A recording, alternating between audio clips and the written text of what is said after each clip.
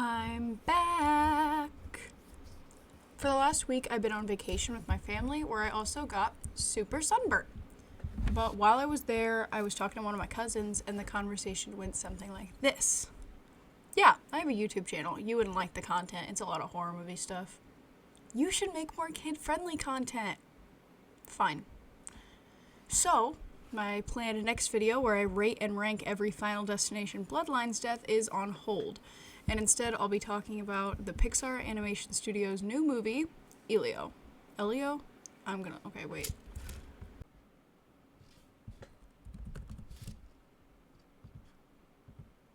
Elio.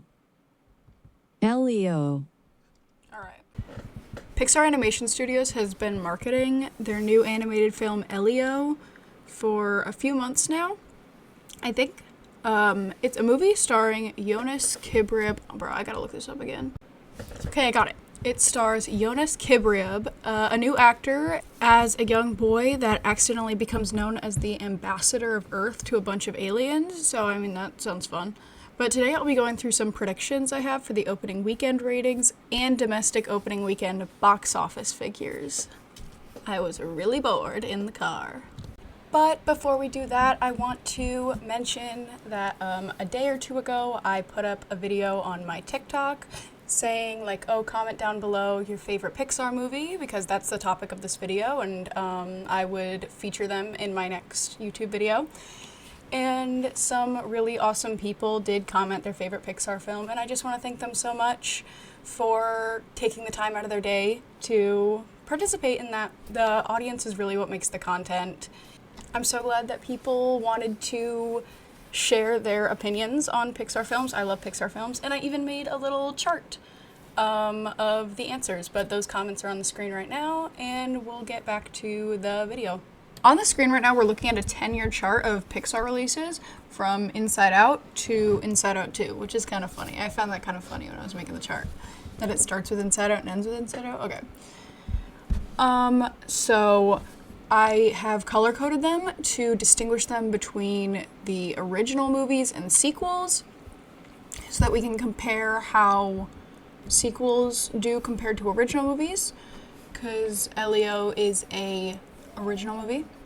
So in blue, you see the original movies, and then in orange-ish yellow, I guess, you see the, like, sequels or prequels or whatever.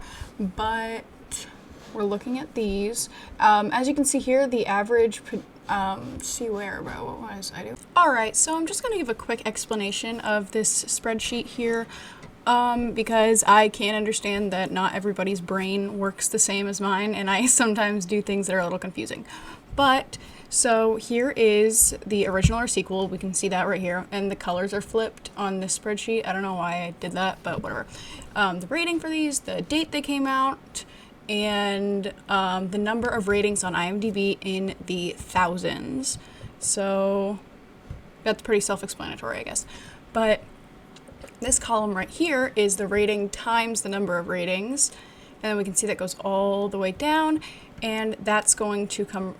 This is our sum of the ratings. This right here is not just an average, like an average of this column, but because the number of ratings would weight it a bit with the averages, we have the sum of this column divided by the sum of this column to come out to our average. So it's kind of like just an average with extra steps. And then here are our box office columns, but we will get to those later in the video. But that is the explanation of kind of the table and how it works. So, as we can see right here, our average for the Pixar films in the last 10 years is 7.65, which would probably be about 7.6 or 7.7 on IMDb, because they only do like they only do it to the tenths. But, and then let me find the other sheet right here. Okay, here are the originals and the sequels split so that we can see the averages.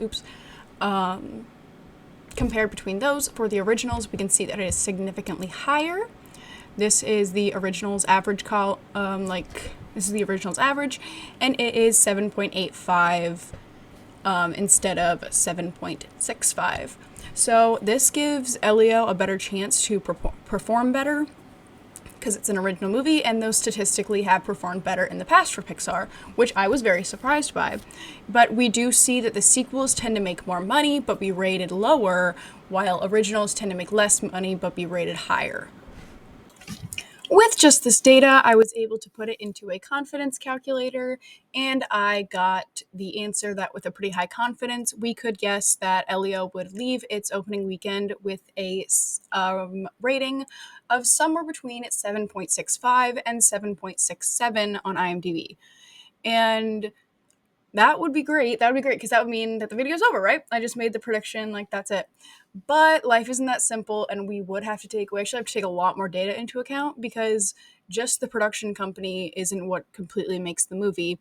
We have to look at actors, directors, writers. We have to look at all that stuff and what their previous work did in the last 10 years or so. So I made some more charts for that.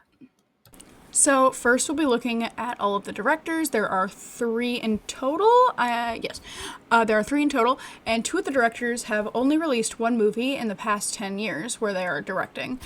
And those 2 movies were Coco, directed by Adrian Molina, and Turning Red, directed by Domei Shi. While the other director, Madeline Sherifin, is making her directorial debut on this movie, this is not to say that she doesn't have experience. She has a few impressive writing credits and seems to have been a really important asset to Pixar for a few years now. Molina and Shi, their one movie each that they have released in the past year, their scores are 8.4 and 6.9, respectively. Molina's Coco had 652,000 ratings on IMDb, and Shi's Turning Red has only 165,000 ratings. Moving on to the writers, Julia Cho, Mark Hamill, Mike Jones, and again, Antonio Molina. And unfortunately, because Jones is lacking any writing credits from the past 10 years, he will not be included in this data set. Cho was a writer for Turning Red, so she's worked with Shi before, and this can be a good sign since the director and writer are already kind of acquainted. Hammer hasn't worked with Pixar before, but he was a writer for a movie called Shotgun Wedding. It has a 5.5 on IMDb and only 41,000 ratings, so it won't have much weight when deciding the final score for our prediction. Molina was on the writing team for both Coco, again, and The Good Dinosaur, and The Good Dinosaur only has a 6.7 on IMDb and 134,000 ratings, so it definitely has some weight in the final calculation and can bring it down a little. Moving on to the actors, the rules are that for a film credit to count, the actor has to be in the top 8 cast on IMDb. And first we have our lead, Jonas Kibrab. Oh my god, do I have to look this up again? Okay, Jonas Kibrab. He's playing the titular character Elio, and he only has 1 previous movie credit from the past 10 years, and this credit is Merry Little Batman, and I think it's a Batman Christmas special. But he played Robin, which is cool. And the movie has a 6.4 on IMDb with only 4.4 thousand ratings, so it definitely won't have a lot of weight in the final calculation. And I do want to say this, I have always kind of liked how Pixar chooses, like, less well-known child actors to play parts. It's cool. It's cool. Like, he has acting credits, but he's not in any big movies, you know? So our first really big actor in this, with a huge filmography in this video, is Zoe Saldana. She plays Elio's aunt in the movie, and she has a gigantic filmography, so I will keep this short. And her range in scores goes from 4.7 to 8.4 with an average of 7.7. She brings in a total of over 3.7 million ratings across all of the movies that she's been in the last 10 years. And this is also including Avatar and Guardians of the Galaxy and Marvel movies. So these ratings and these scores are definitely going to have a lot of impact on our final prediction. Brad Garrett plays the villain, and looking through his previous films, this seems like really decent casting, actually. He seems to have a pretty deep, like, evil guy voice, and he has an average of 6.96 and brings in 47.7 thousand ratings. Jamila Jamil, best known for The Good Place, made me realize that I probably should have included TV ratings in these calculations, but I unfortunately already had a lot of my data already, and I didn't want to go back and redo every actor's data set, because that would just take me so long. So she only had one movie credit I could use, and that being Love at First Sight, a Netflix original. It has a 6.8 with 39.6 thousand ratings. With all of this data, we can calculate an average score and a range based on the confidence interval. And here's the data we have. We have Pixar films, Pixar originals, our directors, our writers, our actors. Here, it's all color-coded, but our final kind of average came out to 7.75 with 12.6 million ratings across the board, which gives us kind of an enormous like sample size, which gives us a very small standard deviation, and also standard error means that our prediction will be in a super small range, which isn't great because it won't be super accurate if it's in like a super tiny range. But using a confidence calculator, we can say that with 99% confidence, Elio will end its opening weekend with a score somewhere between 7.745 and 7.753. This would hypothetically put it above the average for Pixar films in the past 10 years. But if we use a normal distribution calculator, it gives us a way larger range. So with this, we can say that we are 99% confident the final score for Elio after its opening weekend will be between 7.26 and 8.24, which obviously is a huge jump from what we were predicting previously. I'm going to take the numbers between both high and low ends of both predictions and kind of get in the middle of those so I can get somewhere between both of these predictions. And this leaves us with 7.51 and 8, and using a z-table we can match this up and decide that we are 79% confident that Elio will end its opening weekend with an IMDb rating between 7.51 and 8. Now we are on to the box office. So box office calculations were really similar to the last batch, so I'm just not gonna explain all of that, but I am going to explain that this prediction isn't going to be in the form of a dollar amount specifically, but in percentage of the budget. So there are rumors that the budget is going to be $300 million, which is kind of insane because that would make it like the most expensive Pixar movie ever made. For reference, this column is the budgets of the past Pixar films in the last 10 years. And as you can see, it fluctuates between 175 and 200 with only one 150 movie, which I don't remember what that was. I think it was... Oof, good lord. I have no clue. I'd have to look that up. But... yeah, so a budget of $300 million would be kind of insane for Pixar to do.